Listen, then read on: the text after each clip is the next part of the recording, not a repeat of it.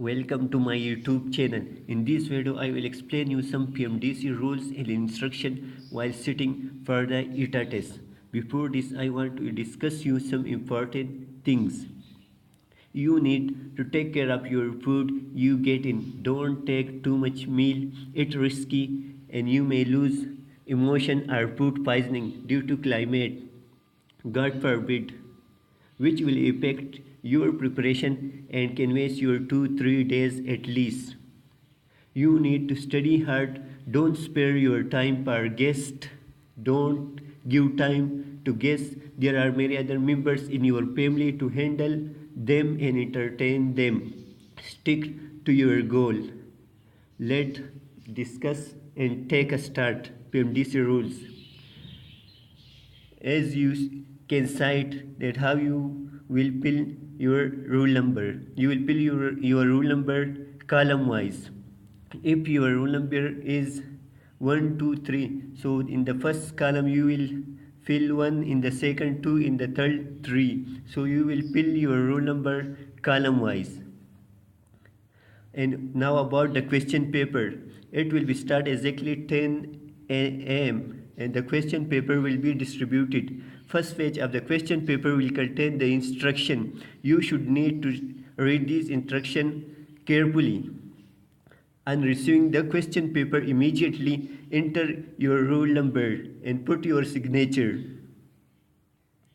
And there shall be question with different code in the question, and their responses or their answer are shuffled. So there will be all the question will be shuffled with each other, and there should be a code in front of each question paper A, B, C, D. You are required to fill the correct circle in the MCQ's response form against the first row of circle marked as ID. Failure to fill the ID properly as per the instruction should lead to incorrect evaluation of the response form, for which the university should not be responsible. So you need to fill the circle correctly. Each question will have 4 responses or answers. You must select the single best answer and fill the relevant circle completely on the MCQ's response form. Use the blue point to fill the appropriate circle. Fill only one circle. Don't try to fill all the circles. Don't mark answer on the question paper. Answer marked with pencil or marker would not be evaluated, so you should not need to use pencils. A lightly, faintly or incompletely darkened circle which will be treated as wrong method marking and will be rejected.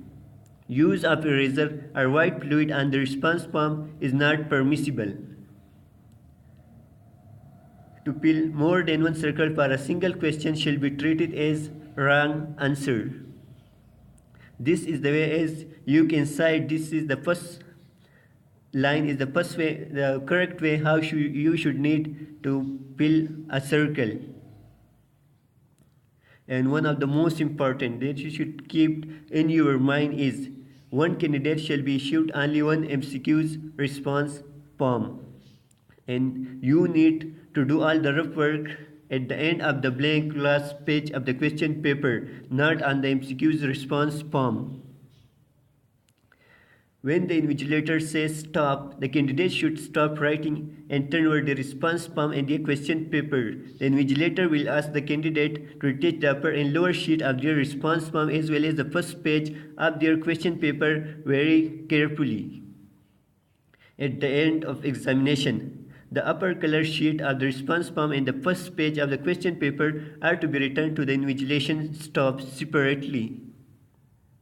Failure to return the first page of a question paper or the upper sheet of the MCQ's response form to the invigilation staff will lead to automatic disqualification of the candidate. So it is very important, then you must need to take care of it. The lower black and white sheet of the response form will be retained by the candidate. Please remain seated till at the response form and the first pages of question paper have been collected. So you need to wait for your turn while collecting for all the forms.